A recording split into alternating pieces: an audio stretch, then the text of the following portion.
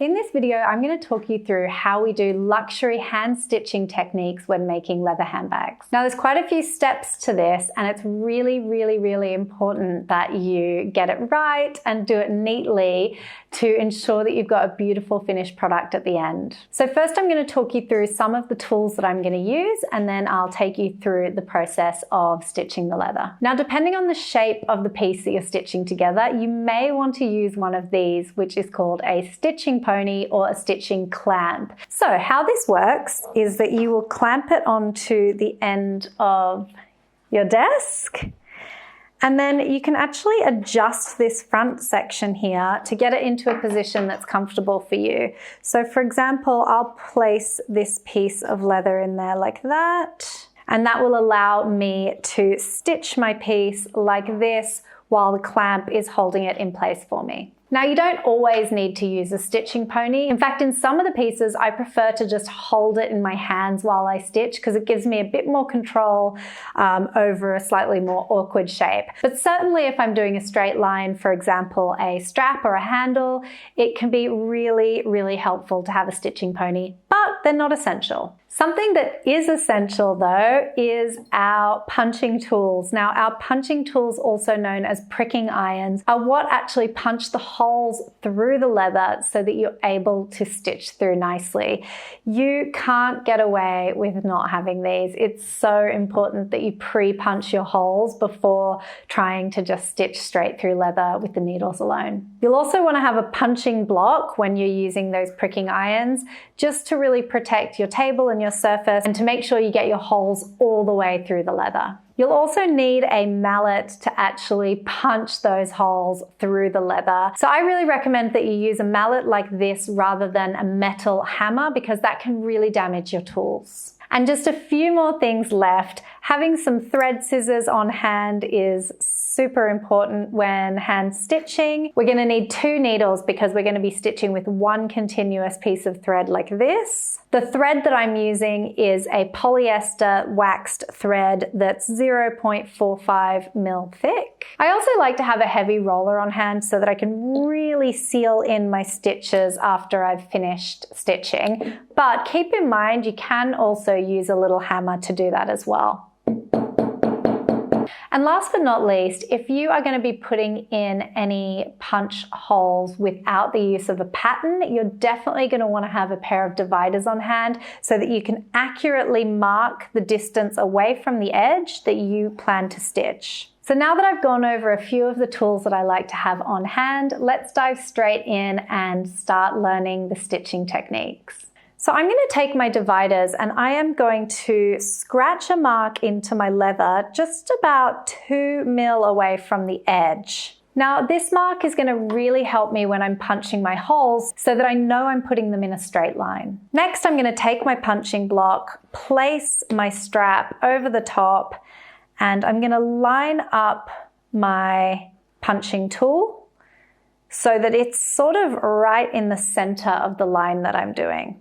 Once we've got that in place, you want to make sure that you're not holding it at an angle, that it's being held straight up, and then you can go ahead and give it a whack with your mallet. It's really important as well that you check underneath to make sure that they have gone all the way through the leather. Now, what I like to do next is actually place my punching tool back in the first hole. So I'm moving it up and I'm just going back 1 stitch, and again, making sure that I'm lined up right in the center of that scratch mark that I've done, and I'll go ahead and punch again. We can now continue with that technique all the way up the length of the strap.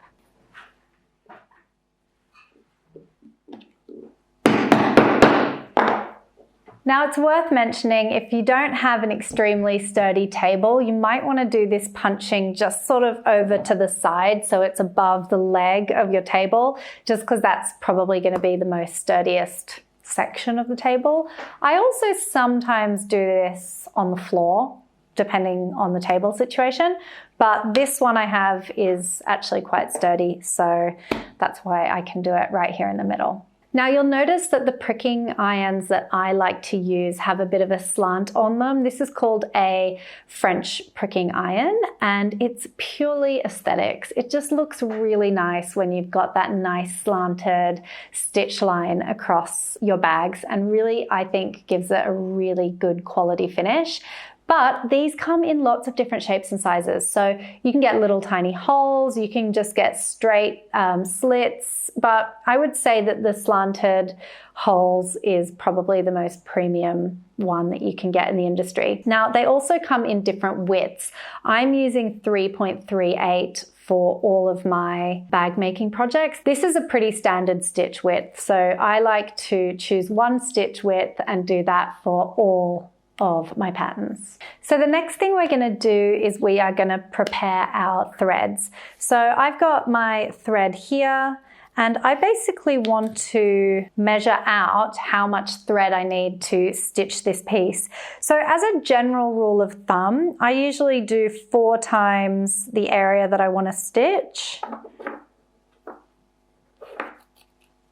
And if you're ever worried about your thread running out, just add a little bit more, because this is beginner-friendly bag making, and it really is such a bummer if you run out of thread. So if you're ever unsure, just give yourself a little bit more. Okay, now before we go ahead and start stitching, we need to connect one needle to one end of the thread and the other needle to the other end of the thread.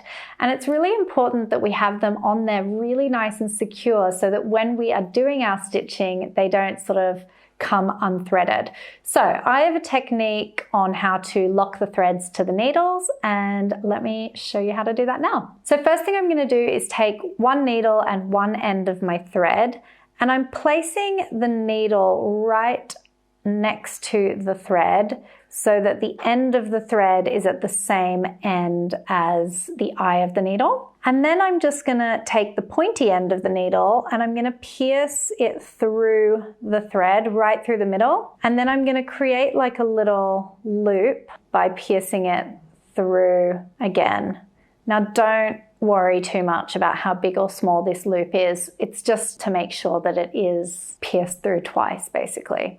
At that point, we can take the end of the thread and put it through the eye of the needle so that we're creating like a little S shape. And then we just pull it all the way through and then take the other end and pull it back on itself, and that has locked that needle in place. Once we've done that, we can go ahead and do the exact same thing on the other side. So just to recap, we get the length of the needle, pierce it through once, pierce it through twice, end of the thread goes through the eye of the needle to create a little S shape. We pull it all the way back, pull the other one back, and it's locked in place. Now that we've got our needles locked in place, we can start stitching our leather. So first thing I like to do is set up my stitching pony on the edge of my table, but keep in mind if you don't have one of these, it's not a problem at all. You can just hold it in your hands. Once I've got the leather held into the stitching pony, what I can do is put my first stitch in. Now this is so easy. All we want to do is take the first needle, put it through the first hole, and just pull it all the way up so that we've got an even amount of thread on both sides. Now, lots of bag makers have slightly different techniques on how to do this, so I'm just going to show you the way I like to do it, and if you find a better technique that works for you, then I encourage you to do whatever looks best. My favorite technique is that I go in through the left and poke the needle up. Then I take the right and go below the first needle and I cross it over so that the two crosses are going away from me. So my left needle is above my right needle and my right needle is below my left needle, but they're both facing forward, and then I just pull them through.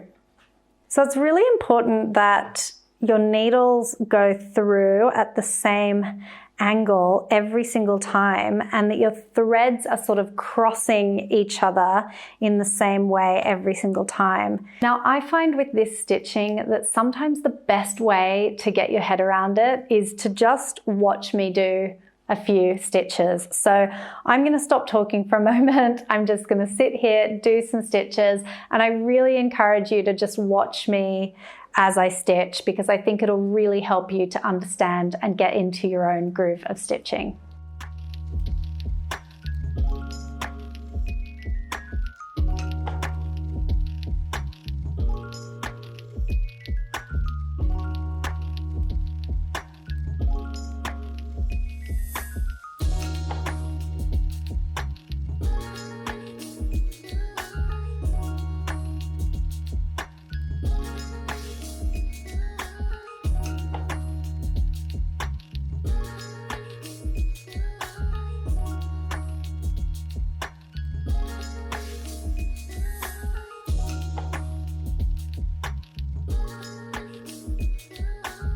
If you do a couple of stitches and realize that they're not all going at that beautiful slanted angle, it means that your threads haven't really gone in at the correct angle. I would really recommend you just stop yourself there and stitch backwards to sort of undo those stitches and then restart again, because once you've gone too far along your stitching, it's pretty much impossible to go back and fix a stitch once you've gone too far down the line. So if you notice that a stitch is looking a little bit wrong, I would always recommend you stop and fix it before moving on.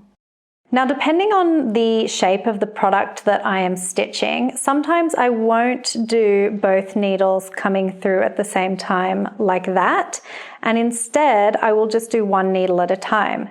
So my strategy for that is I usually go in from the front, pull the thread all the way through, and then angle it down. I'll then take the needle from the back and put it at the top of the slit like that and pull it through. And now watch me do it for a couple of stitches so that you understand what I mean.